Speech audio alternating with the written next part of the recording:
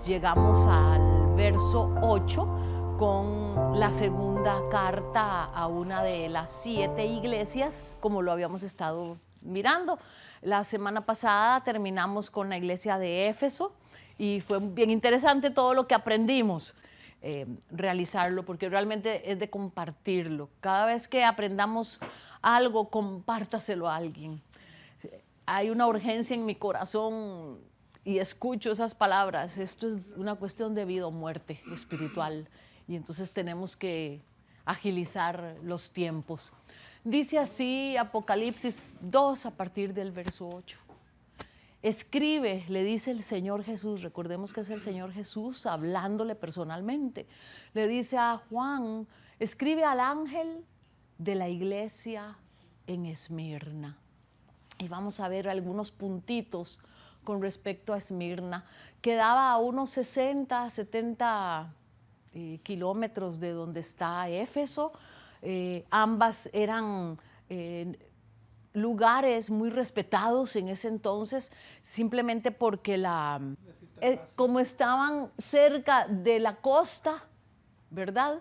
O meramente en la costa, entonces por ser puertos, la economía y todo eso era bastante fluyente, pero también venían, ¿verdad? Los pros y los contras de estar allí. Eran ciudades muy accesibles, por lo tanto otros pueblos, otras naciones siempre venían y se adueñaban de ellas, las destruían y adoptaban diferentes maneras de pensar. Entonces, con Esmirna dice, escribe al ángel de la iglesia en Esmirna. Habíamos visto que al ángel, esa palabra ángel era el representante de esa congregación y que era un vocero en alabanza, en adoración a Dios. Eso ténganlo muy en mente para cada iglesia a la que estamos viendo, que se supone que desde la cabeza hasta abajo hay un espíritu de adoración en cada una de esas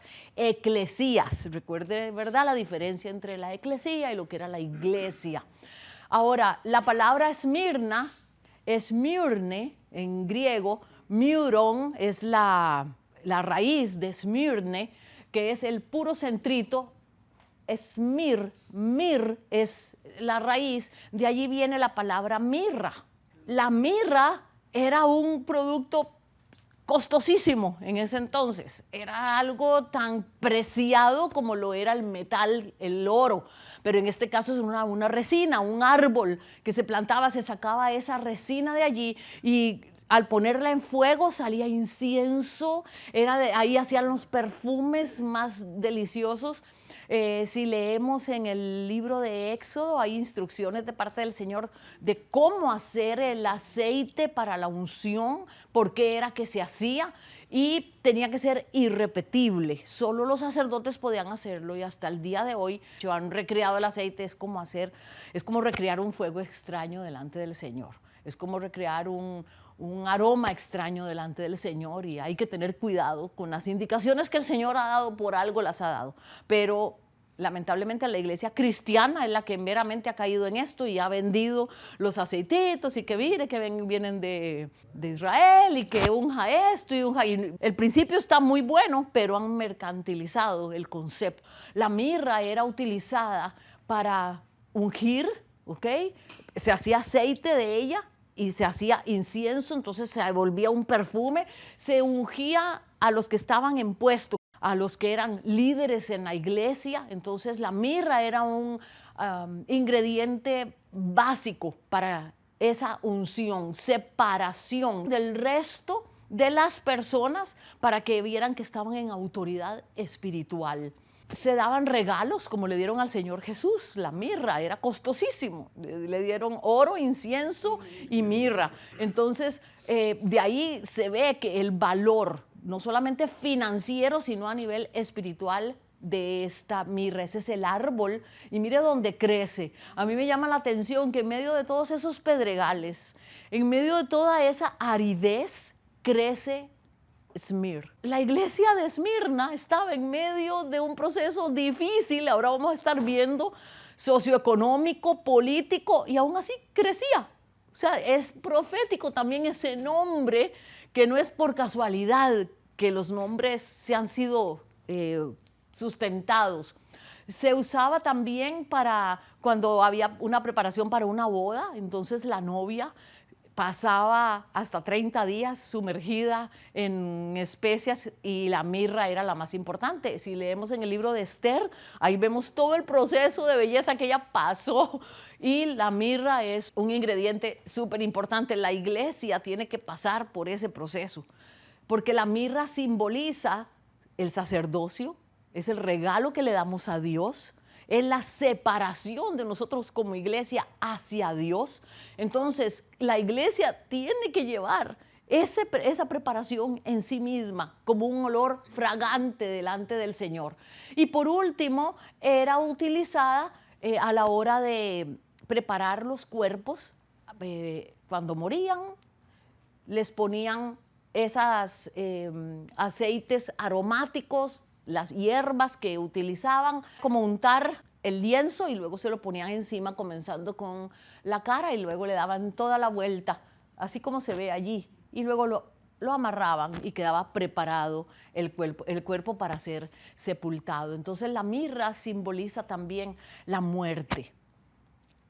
Cuando le dieron los regalos al Señor, lo estaban reconociendo como el Mesías, como un rey, pero también su muerte estaban preparándolo, porque un cuerpo sin preparación a la hora de sepultarse, vean cómo corrieron para preparar el cuerpo del Señor. Y era necesario poder preparar ese cuerpo. En el caso de nosotros, el cuerpo de Cristo, necesitamos tener esa preparación.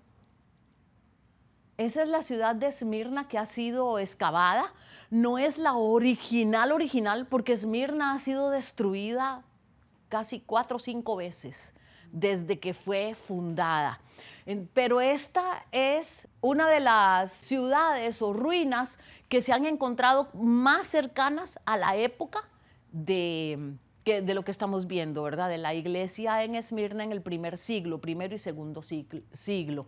La iglesia de Esmirna, o esa ciudad, no la iglesia, la ciudad era llamada la ciudad de la corona, o la corona de Asia, se le decía, así como a Costa Rica le dicen la Suiza centroamericana, a Esmirna le decían la corona de Asia. Recuerde que estamos hablando del continente asiático, ¿verdad? Donde hoy es Turquía. Entonces, ¿por qué se le decía la ciudad de la corona? Había una razón, porque en su geografía está rodeada, esto es una fotografía súper antigua, y está rodeada totalmente, antes de llegar hacia la cima, de puros montes, y entonces de lejos parece una corona. La fortaleza de la ciudad arriba hacía que todo eso se mirara como una corona, entonces decían, wow, nosotros somos la corona de Asia. ¿Ok? También, inclusive en su moneda, era importantísimo, ella representa a Esmirna, y era importante que estuviera coronada, porque era el orgullo de todo ese lugar asiático, ¿verdad? Era de los Estados Unidos de la región, por decirlo así, ¿verdad? Ahora, algunas cositas que vamos a ver de la ciudad. Por estar en la costa occidental de lo que hoy es Turquía, era por eso una provincia romana de Asia muy importante, como lo habíamos visto, ¿verdad? Por estar en la costa. Originalmente habitada por los asiáticos, por una tribu llamada los lelajes o lelaches. Esos lelajes eran un pueblo muy antiguo. Se han encontrado algunos restos como cositas de ese primer pueblo que habitó esa región. Pero no tenían escritura, se decía que nunca encontraron escritos de ellos, ni jeroglíficos, ni nada. Era un pueblo que no tenía su alfabeto, ni tenían nada. Por eso es que otros pueblos que vinieron después inculcaron, ¿verdad?, su propia manera de comunicación. El uso de los bloques de piedra gigantes llama la atención de dónde pudieron mover esos bloques tan grandísimos, solo como que unos gigantes hubieran venido y los hubieran puesto. Es algo que todavía existe allí, ¿verdad? El término ciclópeo, porque las estructuras se llaman ciclópeas. El cíclope, para los que llevaron mitología griega en el colegio, ¿verdad? Los cíclopes eran los fuertes, los gigantes que podían levantar. Entonces ellos decían, esta ciudad tiene algo interesante porque ¿de dónde pudieron haber sacado esas estructuras y ponerlas de esa manera? Vea, desde el tiempo de estos aborígenes. Esa ingeniería son las ingenierías que se encuentran en Perú también, unas piedras gigantes. En diferentes partes del mundo han habido de estas mismas construcciones. Vean allí, por ejemplo, vean el labrar todas esas cosas, y cada templo, cada ciudad era basada en ese tipo de construcción. Y por eso llamaba la atención Esmirna, porque sus ciudades eran magníficas. Entonces los primeros fueron los lelages, ¿verdad? Los lelaches. Luego llegaron los griegos, después pasó a mano de los jonios, otro pueblo que también pertenecía a los griegos, después conquistado por los lidios, y los lidios fueron los que primero la destruyeron. La destruyeron todita, la ciudad fue quemada varias veces, quitaron todas las armazones que habían allí. Eso sucedió mucho antes de la llegada del Señor Jesús, ¿verdad? Eso es del año 300, 281 antes de Cristo, ya se había destruido y reconstruido la ciudad. Pero cuando llegó Lisímaco, era un militar romano. Él fue el que decidió reconstruirla por completo y comenzó a pasar la ciudad hacia el lado suroeste y le hizo un muro alrededor. Y ese muro, mírelo, ahí todavía se ve parte del muro que protegía a esa parte de la ciudad. Entonces, los griegos fueron los que la construyeron 1000 años antes de Cristo. Los lidios fueron los que la destruyeron. Y luego Lisímaco la reconstruyó en el siglo III antes de Cristo. Y así la iglesia a asentarse en ese lugar. ¿Ok? Así era como lucía en ese entonces.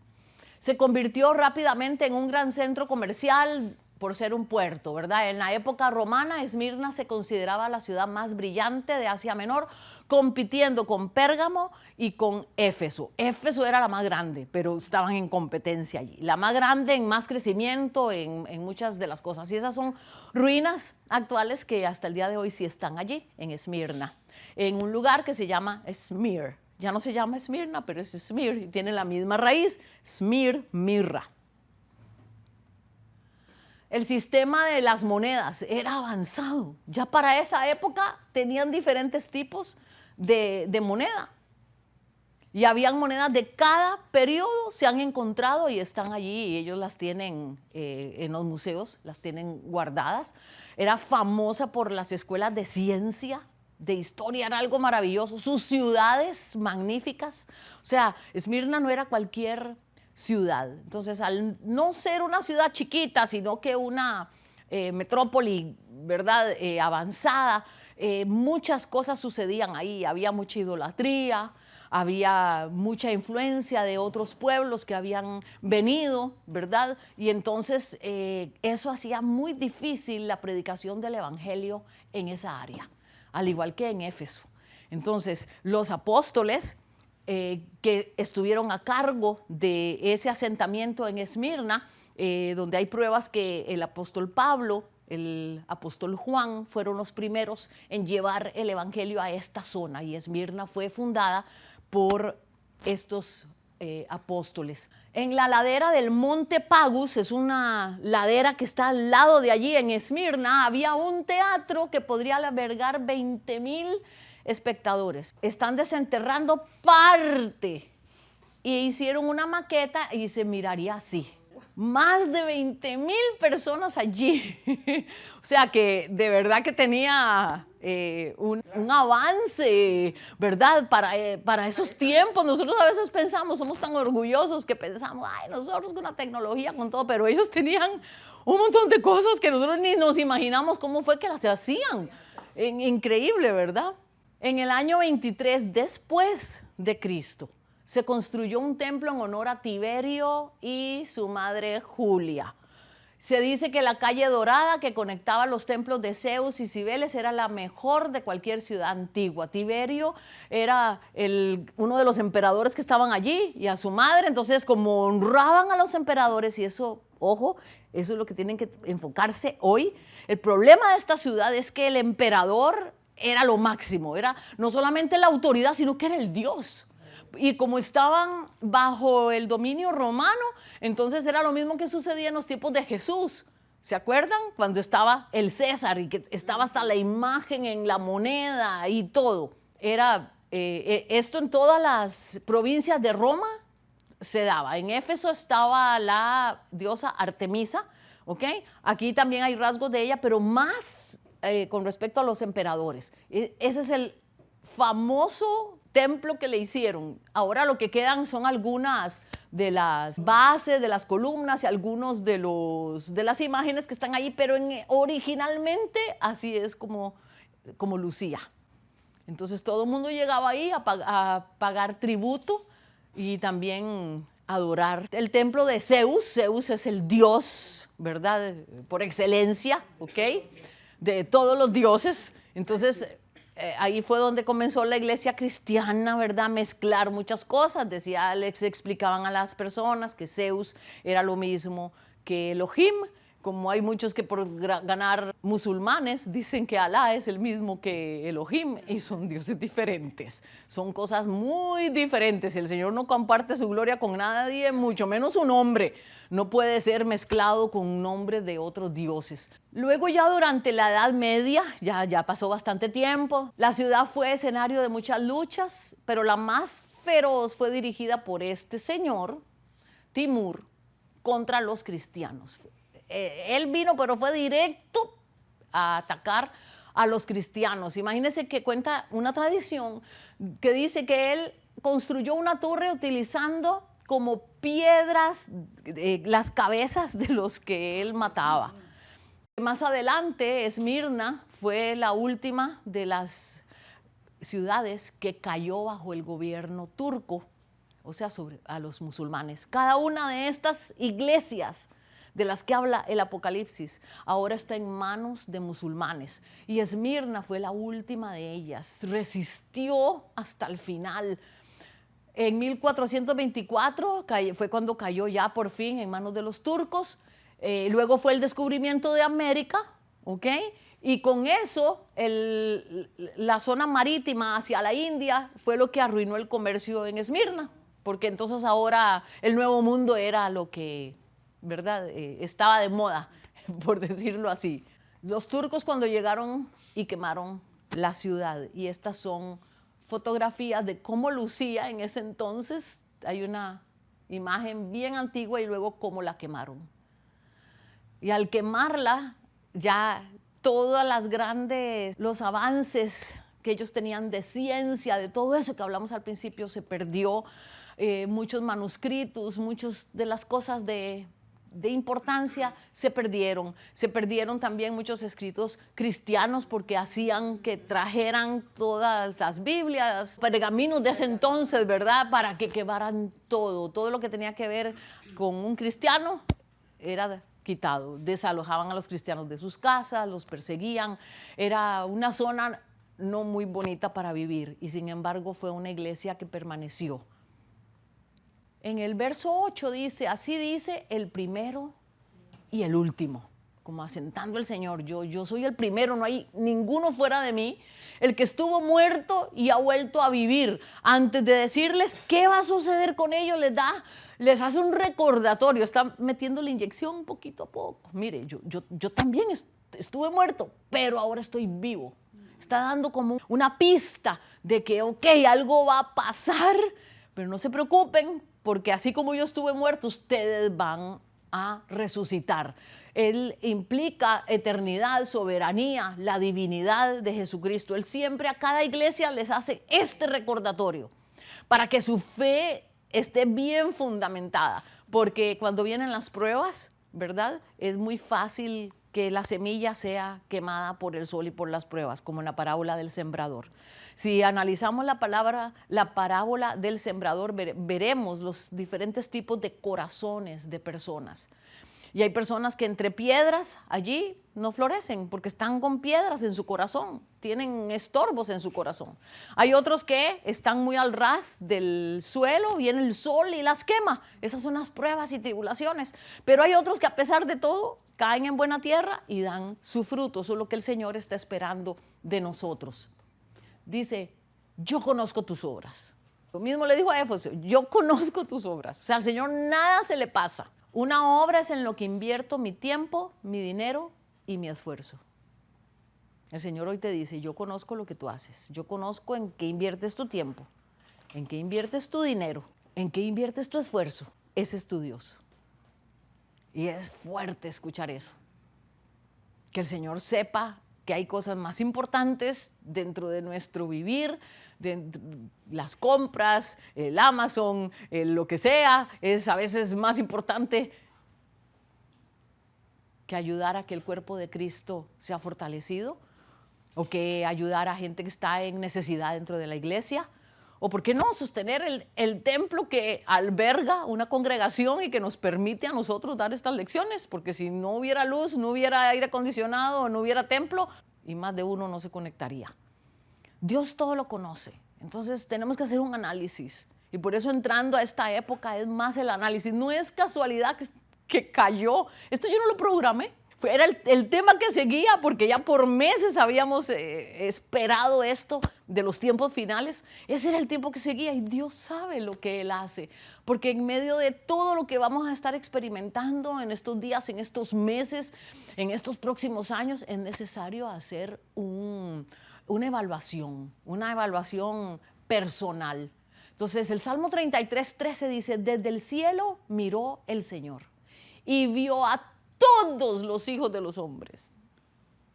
Mire, es que ni aunque usted tenga 1000 perritos y usted los vea desde arriba, ni así usted puede ver cuál es cuál y que cómo y qué le está haciendo al otro, y que cuando usted está poniendo su ojo en uno para que no se pelee con el otro ya hizo lo que tiene que hacer. Dios así es, porque es omnisciente, omnipresente, omnipotente.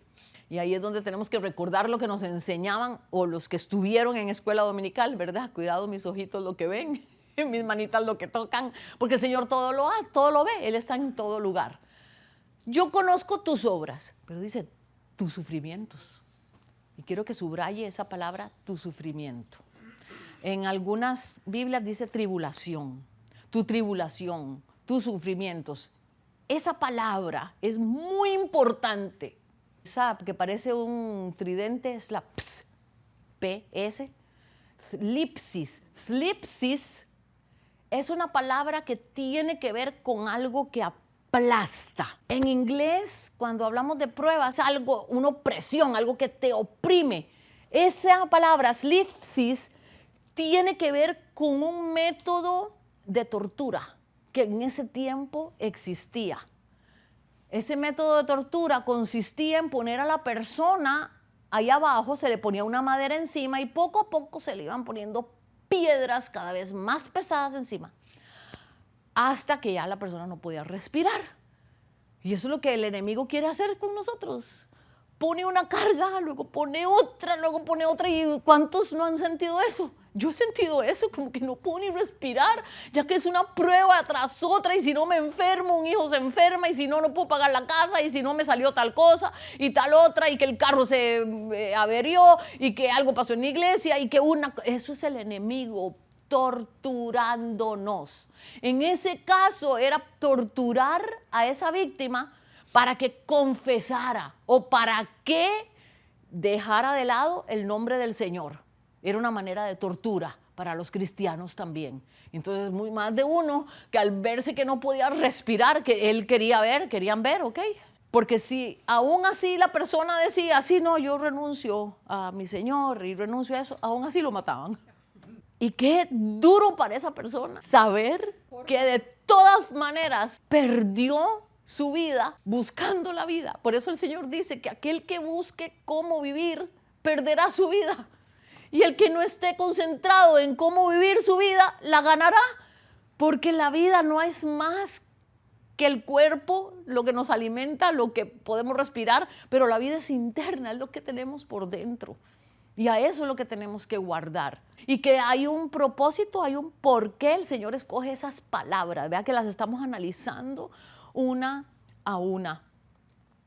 Entonces, ¿qué opresiones, qué piedras habría sobre Esmirna? Y las vamos a estar viendo ahorita, cuando continuamos leyendo. Dice que yo conozco tu pobreza, le decía el Señor, conozco tu pobreza, que hay falsos judíos y gentiles aliados a Roma que adoran al emperador y que te están acusando. Persecución, esas eran las cosas con las que estaba luchando la iglesia de Esmirna. Y vamos a ir analizando lo que dice la palabra. Yo conozco tus obras, tus sufrimientos, tu pobreza. Pero mire, le pone entre paréntesis, aunque eres rico. Pobreza porque ya les expliqué, ser cristiano ahí, le quitaban su trabajo, le quitaban sus casas, les quitaban sus posesiones, por eso vivían en comunidades.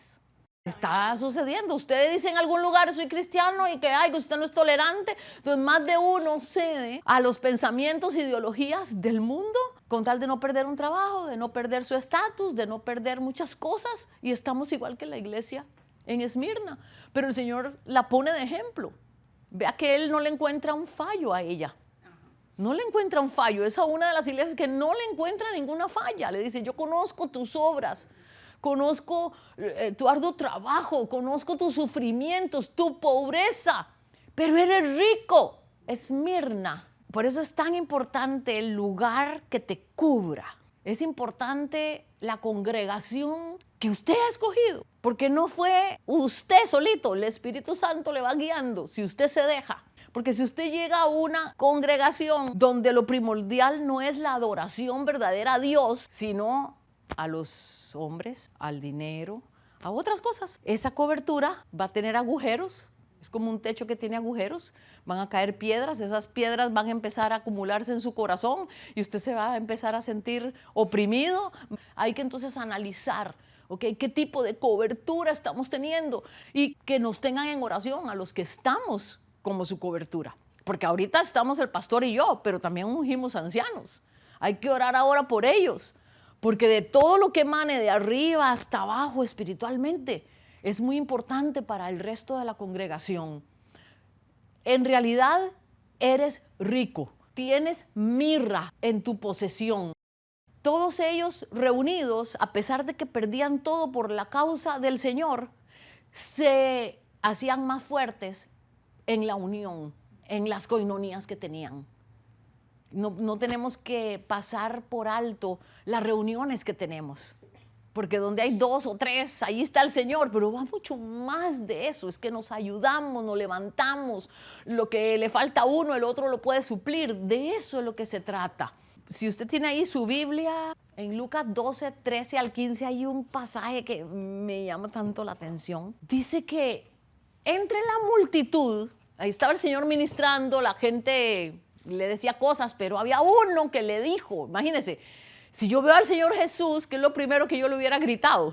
Si usted lo ve de lejos, ¿qué le hubiera gritado? Tal vez como el ciego Bartimeo, Señor, ten misericordia de mí. Ok, u otra tal vez no hubiera dicho nada, pero se hubiera acercado donde él, como la mujer que tocó el manto. Pero este fue un osado. Mire lo que le dice, maestro, dígale a mi hermano que comparta conmigo la herencia. Entonces Jesús le dijo, hombre, ¿quién me ha puesto como juez o mediador entre ustedes? Y también les dijo, manténganse atentos. Y esto nos lo dice el Señor el día de hoy. Manténganse atentos, cuídense de toda avaricia, porque la vida del hombre no depende de los muchos bienes que posee. La gente ahora piensa que es alguien por lo que tiene, y uno no es lo que uno tiene, porque el día que usted lo pierda, entonces usted deja de ser. No, usted tiene que tener una esencia tal que no importa lo que tenga o no tenga, usted tenga la convicción de que usted es un adorador del Señor. Y siguiendo allí mismo, dice que además entonces el Señor él aprovechaba contar una parábola que era una historia con mensaje. Aprovechando ese incidente, dice que les contó esta parábola de un hombre rico que tenía un gran terreno y que le produjo una cosecha increíble. Y este hombre se puso a pensar, ¿qué voy a hacer? No tengo dónde guardar la cosecha. Y entonces dijo, ya sé lo que haré.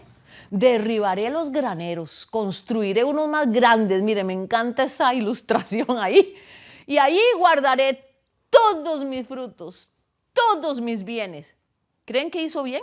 Pues yo creo que sí, porque un administrador, si no hubiera guardado el grano, que lo pierde, se lo roban. Hasta ahí estamos bien. Lo que está mal es lo que sigue. Y me diré a mí mismo, dice, ya él planeó tener eso guardado porque dice, ya puede descansar mi alma, pues ahora tengo guardados muchos bienes para muchos años. Ahora pues, a comer, a beber y a disfrutar. Malísimo administrador.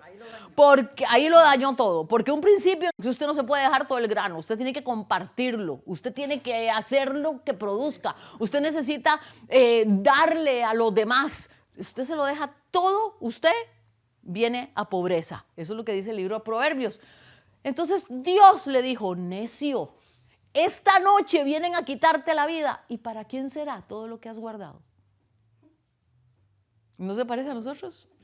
Yo me voy a hacer una casa en Costa Rica y yo voy a comprar esto en Costa Rica para cuando yo me vaya a Costa Rica y termino yo muriéndome y mi abuela y la tía y todo el mundo terminan usando todos los bienes que a uno tanto le costaron y que a ellos nada les costó. Tenemos que ser más sabios. Sabios en las cosas también que les vamos a dar a nuestros hijos. No todo hay que dárselos. No todo hay que regalárselos. Hay quienes les dan por $1, le dan la casa, los bienes y todo a un hijo.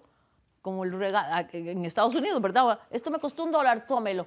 Y se derrochó y luego vienen penurias para los hijos. No haga eso. La bendición del Señor no añade tristeza con ella. Todo lo que tengamos, compartámoslo. Usted tiene sabiduría, déla. Si usted está aquí y solamente está recibiendo y no, ¿a quién se la está dando? ¿Para quién lo estás guardando? Te vas a morir y te lo vas a llevar. Se supone que cuando nos morimos tenemos que irnos vacíos. Eso espera el Señor de nosotros, que nos vayamos vacíos. Yo quiero estar vacía. Yo tengo mucho que dar, por eso sé que todavía no me voy a morir. Porque mientras yo siga dando, el Señor me sigue dando y me sigue dando y me sigue dando y me sigue dando. El día que yo deje esta tierra, esa es mi oración. Señor, yo el día que deje esta tierra, ya yo quiero haber dejado plantada mi semilla, mi conocimiento, mi amor, mis finanzas. Lo que tú me has dado, Señor, yo lo quiero dar. Porque si no, si me lo llevo, ¿para qué? ¿Para qué lo he guardado? La mirra es valiosa. Y vea que puse allá en Esmirna, para que se acuerden ahí, mirra, ¿verdad? Es valiosa y con olor fragante, porque la adoración a Dios, que eso es lo que representa la mirra, es el olor fragante. Hay gente que huele adorador, hablando en el sentido figurado. Pero hay gente que no sabe cómo adorar a Dios. Aquí les ayudamos un poquito, que suene lindo. Eso es una ayuda. Porque la adoración no es la música, ni es las luces, ni nada de eso. No, es una ayuda para que como congregación podamos conectarnos en ese momento. Y hay gente que no aprovecha ni esa ayuda. Ahí están en el celular. Hay gente que no está en nada. O vienen tarde porque piensan, no, por sí, ¿cómo luchar contra esa mentalidad? La adoración usted no la puede copiar, pero sí se puede enseñar una vida de adoración. Si yo les digo a usted, oren, y pues yo soy la única que no me meto en oración, por ejemplo, o le digo, adoren, pero solamente estoy adorando en el frente y cuando me bajo, ahí está la pastora sentada haciendo nada, viéndose el cabello, escuchando, contestando text messages. Una vida de adoración se percibe como en medio de la persecución, en medio de las situaciones más difíciles de su vida, se sale lo que hay dentro de usted. O sale adoración o sale quejabanza. Y yo he aprendido a las duras a adorar a mi Señor en los momentos más difíciles. Y no les cuento cuáles porque terminamos llorando. Y aquí esto es una carta de gozo para poder adorar al Señor. Pero si usted aprende a adorar a Dios en sus momentos secos, en sus momentos de tristeza, cuando haya alegría va a ser todavía un poco más fácil. Dice Efesios 5:2, anden en amor. La adoración a Dios, el amor a Dios tiene que ir acompañado al amar al prójimo. Por eso dice, amarás al Señor tu Dios con todo tu corazón y a tu prójimo como a ti mismo. Efesios 5:2 dice, anden en amor como también Cristo nos amó y se entregó a sí mismo por nosotros, ofrenda, sacrificio a Dios en olor fragante. ¿Cómo se entregó? En amor. Nosotros tenemos que entregarnos en amor. Yo tengo que servir a Dios en amor, no porque me lo pidió la pastora, no porque el pastor pobrecito no tiene quien le ayude, entonces yo pobrecito vengo. El servicio tiene que salir del corazón en amor a los hermanos, no esperando una palmadita, no esperando que nos den un lugar. El servicio es genuino o no lo es. Las cosas o son falsas o son verdaderas, y nos vamos acercando a varias cositas. Esmirna era una iglesia adoradora, no porque cantaban muy bonito. En medio de toda la persecución que ahorita les voy a enseñar, ellos estuvieron firmes diciendo: adoramos a nuestro Dios con nuestra vida, con nuestra manera de proseguir a donde andemos, aunque perdamos un trabajo, aunque perdamos lo que sea. Él está primero. Eso es adoración. Porque la adoración, apúntelo ahí, la adoración es sinónimo de obediencia a los mandamientos de Dios. Usted no me puede decir que usted adora a Dios si usted no es obediente a los mandamientos de Él. Ninguno de nosotros podemos decir. El Señor dice: me aman. ¿Se acuerda, Señor? Me amas. Guarden mis mandamientos. Hagan lo que yo les digo que tienen que hacer. Eso es adoración. Porque cantar cualquiera lo hace. Levantar las manos es algo que sale del corazón. El verso 9 dice: sé cómo te calumnian. Le está hablando a una congregación donde están calumniando a la cabeza y a los que están abajo. ¿A cuántos no los han calumniado alguna vez? Qué difícil, porque ellos no han dicho que los están calumniando, pero como el Señor ve todo, dice: yo sé que te están calumniando.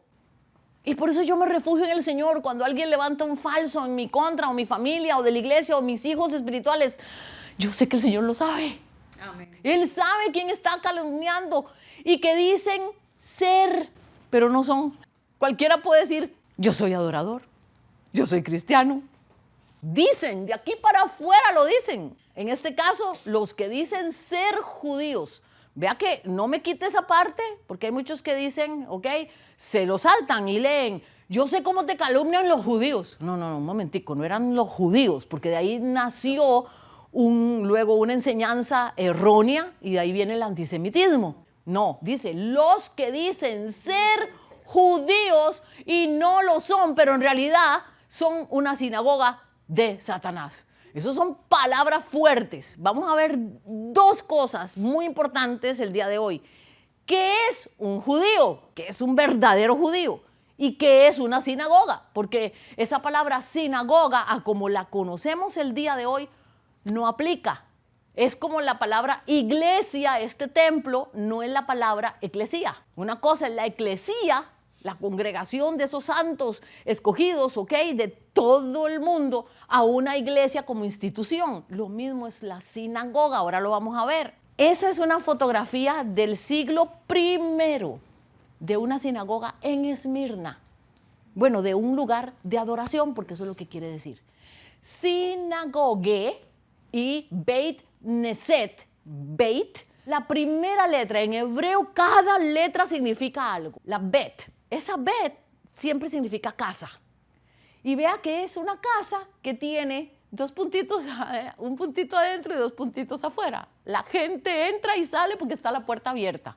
No es que es algo secreto, que usted entró y se cerró la puerta. No, la puerta está abierta para reunirse. Eso es lo que quiere decir Beit Neset. Pero la puerta está abierta de esta casa para que entren ciertos tipos de personas. Eran la mayoría varones. Sinagoga era el Beit Neset, era un grupo de hombres que se reunían para aprender de la Torá, de la palabra de Dios, y luego ellos son los encargados de ir a sus casas, a sus propias Beit, a enseñar a sus mujeres, a sus hijos la Torá. Por eso es que Pablo le dice a las mujeres, a una de las congregaciones le dijo: en esta congregación yo no le permito a la mujer enseñar, en esa congregación. En esta congregación que la mujer esté callada, que aprenda en silencio. Y si tiene una pregunta, que vaya a la casa y le pregunte a su propio marido, porque otras andaban buscando a los maridos de las otras. Entonces, ese principio siempre se ha conocido dentro de los hebreos, de los judíos, que el hombre es el que lleva esa bendición. Por eso las que son casadas, las que se van a casar, tienen que promover que sean sus maridos, sus compañeros, los que estén en estos lugares de reunión donde estamos enseñando la palabra, porque ellos son a los que Dios después les va a pedir cuentas de la casa. Entonces él no puede decir, es que mi esposa nunca me invitó. O es que, no, ya como mi esposa era la que iba, entonces ya yo, no. Por eso me alegra ver parejas cada vez más sirviendo al Señor, escuchando la misma palabra. ¿Ok? Eso es lo que significa sinagoga. Un conjunto de varones que se reúnen en un lugar, en una casa o en algún sitio para aprender de los principios de Dios. Entonces, se está hablando que, ok, yo conozco las calumnias que te están haciendo judíos falsos. Y vamos a ver lo que es un judío. Así como pueden haber sinagogas de Satanás, reuniones en lugares donde el que menos está es Dios. Y eso no ocurre solo en medio de los judíos. Hay personas que prestan su casa para... Eso es una sinagoga de Satanás. No lo digo yo, eso lo dice el Señor. Y hay que tener mucho cuidado cuando hacemos ese tipo de reuniones, parar y acordarnos, Señor, yo quiero ser un lugar, una casa de puertas abiertas, porque la sinagoga de Satanás es al contrario, es una casa de puertas cerradas para ellos hacer todo lo que están haciendo.